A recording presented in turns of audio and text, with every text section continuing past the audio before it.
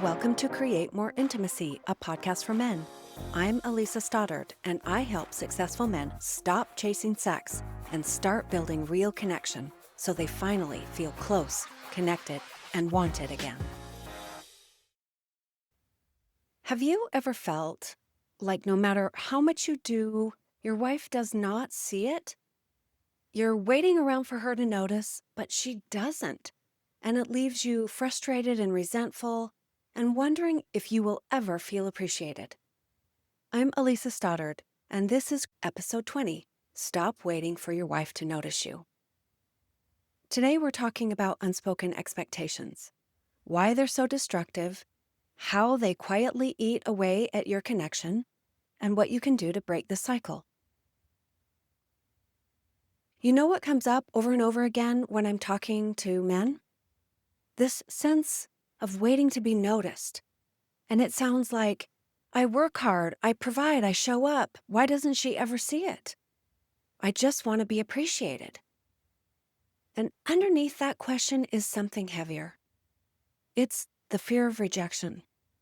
It's that little whisper that says, if she really loved me, wouldn't she notice? Wouldn't she appreciate me more? I worked with a client who was carrying this exact weight. He would get up early, was very successful. He would go to work, he would handle the bills, helped with the kids' teams, and even helped with things around the house that he thought would help. But when his wife did not respond with the gratitude or the affection that he was hoping for, he spiraled into frustration. And it came out in a really predictable way. He didn't talk about it. He told himself, fine, then I just don't care. So instead, the disappointment stacked up until it spilled over. When his wife did ask for help or seemed irritated that she had to ask, that's when he'd snap. Because in his mind, he was already helping. He was already working hard. And then her asking just felt like she was ignoring everything that he was doing. That's the reality for a lot of men. The blow-ups aren't really about the request in that moment. They're about the months and years of feeling unseen and unappreciated. And if I'm honest, I've seen this dynamic in my own life too. It's easy to fall into that I do this, you do that mindset. And it feels fair, but really, we're describing something transactional. And it leaves both people feeling unseen and unheard. That thought, she should notice, is one of the biggest setups for resentment in your marriage. Because here's what happens. You wait, you hope, you do more, you push harder, and when she doesn't respond in the way that you need, and instead of saying something, you tell yourself stories about what it means, like she doesn't care, or I'm not enough, or I'll never get this right. Sometimes you carry that disappointment silently. Other times it leaks out as anger. But either way, the resentment is there and it's eating at the relationship. This is what I want to talk about today: unspoken expectations. Why they're so destructive, how they're showing up in your relationship, and what you can do instead. Unspoken expectations are one of the fastest ways to create distance in your marriage. Because when you don't say what you need, you start keeping score. And that sounds a lot like, I work all day, I provide for this family, I handle this house, I help out with what I can, and she still doesn't see it. And that mindset makes your relationship transactional. I do this, you do that. And when you live in that cycle, every interaction becomes about justice instead of mercy, about fairness instead of connection. And let's be honest, this often bleeds over into the physical side of the relationship. Many men tell themselves, if I do this, if I work hard, if I help out, then I deserve sex. And it becomes part of your scorecard. But intimacy does not work like that. You cannot trade chores or paychecks or acts of service for connection in the bedroom. When you try, it creates pressure resentment, and a dynamic that feels more like a business deal than a marriage. And here's the deeper problem. It puts an impossible burden on her shoulders. When you are asking her to notice and to validate and to make you feel good about yourself, you're asking her to make you feel happy. And that is not her job. When your happiness depends on her noticing, you've set yourself up for a situation where she can never win.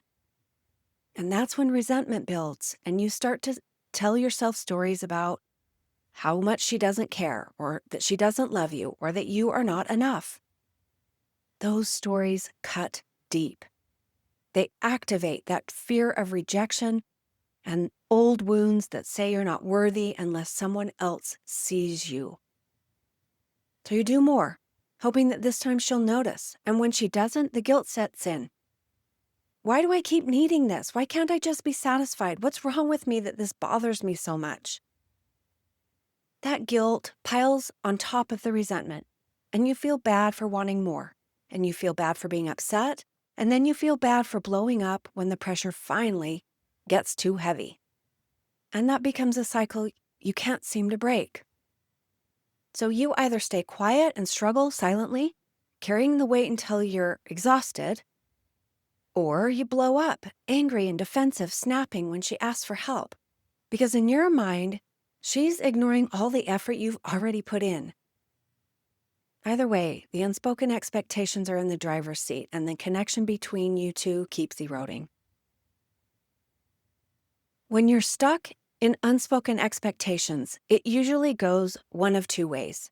The first is silence. You don't bring it up because you don't want to start another fight. And you tell yourself you should just let it go. But you don't really let it go. You do carry it. And day after day, the disappointment builds. And even if you never say a word, she can feel the distance. The second way it plays out is anger. You hold it all in until you just can't anymore, and then it just comes out sideways. You snap when she asks for help, or you shut down when she's upset. Because in your mind, you've already given so much. And when this goes on long enough, you end up living like roommates, and you only talk about surface level things like the schedule or the bills or the kids' activity or work, but not much else, and certainly not the deep connecting conversations. When you do try to go deeper, the conversations often turn tense, and then there's blame and defensiveness and criticism, and then neither of you feels heard, and neither of you feels safe to really open up, which makes it even more impossible to connect. So you simply avoid it. You stay on the surface and you keep things transactional, and you hope that maybe the tension will fade on its own. But you have to know by now that it doesn't. The resentment keeps simmering, and the distance between you keeps getting wider. At the heart of all of it, those unspoken expectations are still running the show. You are still waiting for her to notice. You are still waiting for her to step in, for her to meet you where you are. And the longer you wait, the more invisible you feel. Now, here's something really important that we need to recognize. You're not the only one with unspoken expectations. She has them too. She may expect that you notice when she's stressed without her saying a word. She may hope that you'll step in on your own or understand what's bothering her without her having to spell it out. And when you don't, she feels the exact same sting you do.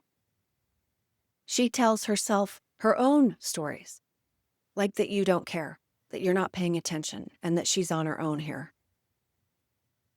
That's why unspoken expectations are so toxic. They run on both sides, both of you wanting to be noticed, both of you carrying disappointment, both of you silently keeping score. And without realizing it, the two of you are reinforcing the same cycle: distance, resentment, silence, and blow-ups. But here's the good news. Because this dynamic is happening on both sides, it only takes one of you to start changing the pattern. When you stop waiting, when you stop resenting and start bringing your needs into the open, everything can begin to shift. Here's the shift that you have to make. You have to stop waiting for her to make you happy. Because when your value depends on her noticing or her appreciating or her validating, you've given her all the power over how you feel about yourself. And that's not only an impossible weight for her to carry, it's disempowering to you. It leaves you stuck and powerless and always at the mercy of how she responds or doesn't respond. It doesn't mean you don't want her love, her appreciation, or her respect. Of course you do. Every man does. But those things cannot be the source of your worth. They cannot be the thing you're depending on to feel good enough. Because the truth is, if you don't believe you're enough right now, no amount of her noticing will fix that. Even if she said all the right words, you probably wouldn't believe them. You'd dismiss them, or you'd think that she was just saying it to keep the peace. That's why the waiting, the hoping, and the scorekeeping will never work. It keeps you resentful, and it keeps you disconnected, and it keeps you small. But when you stop outsourcing your worth and start owning it yourself, something powerful happens. The tension begins to ease. You stop reacting to every moment like it's proof that you don't matter. You show up calmer, steadier, and clearer. And she feels that. She feels the shift in your energy, the confidence in your presence, the safety of knowing you're not handing her the impossible job of keeping you happy. That's when conversations get easier. That's when the defensiveness begins to soften. That's when the space for intimacy and connection starts to reopen.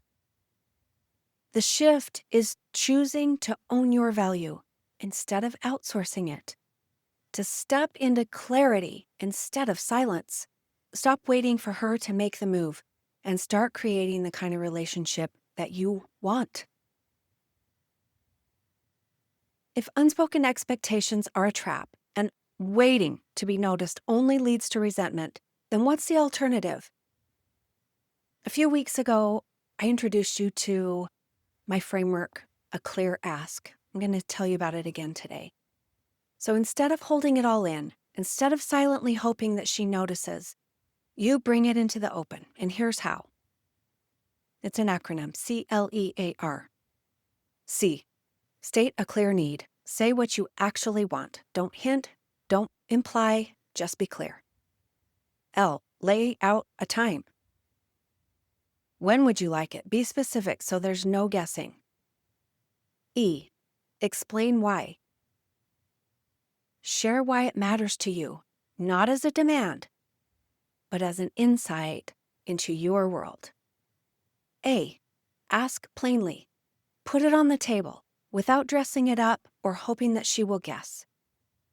R, responsibility. Take ownership of voicing the need instead of waiting for her to figure it out. So this is really clear. Here's what doesn't work. You come home worn out and think, she should see how tired I am. She should just know to give me space. You don't say anything, but when she asks for help, you snap. Or maybe you say something vague like, I need a break, but you don't explain what you mean or when. And she's left guessing, and you become frustrated, and nothing changes. Now compare that to a clear ask. Hey, I've had a long week, and I'd really like to have some downtime on Saturday morning. Can we plan for me to have a couple hours to myself before we dive into the weekend stuff? That's direct, it's respectful, and clear. She doesn't have to guess. You're not stuck in silence waiting for her to notice.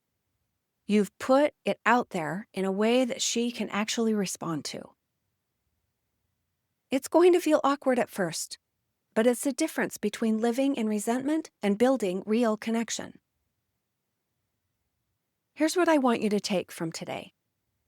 Unspoken expectations are a setup for resentment. They keep you waiting. They keep you scorekeeping. And they keep you silently telling yourself stories that only make you feel more rejected. It does not have to stay this way.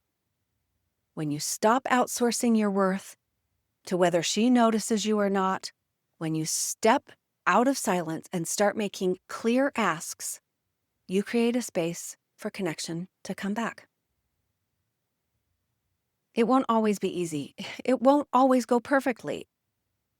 But it is way better than living like roommates and keeping score and blowing up about all the wrong things. If this resonates, you can learn more about the work that I do with men to break this cycle and to build connection on my website, elisastoddard.com. Thanks for being here. We'll see you next time. Thanks for being here. If something in this episode hit home, don't forget to subscribe and leave a review. It helps more men find the support they need. And if you are ready to get help or take the next step, you'll find the link to book a free call in the show notes. I'll see you next time.